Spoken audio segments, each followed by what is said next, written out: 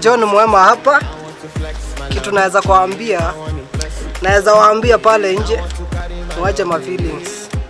God anaweza toa mtu mahali kutoka chini hadi kukuweka pale juu.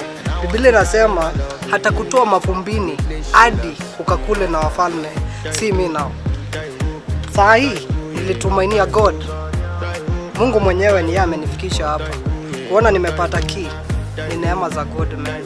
So nashukuru sana kwa wale wamekuwa wakinisupport pale YouTube, John Mwema Comedian. Tumekuwa pamoja, imekuwa journey, a great family. Mazeni kiingia hii gari, I decree blessings of the Lord zikuwe nanyi nyinyi wote, na Mungu awabariki sana. Asanteni sana. Tukutane huko juu.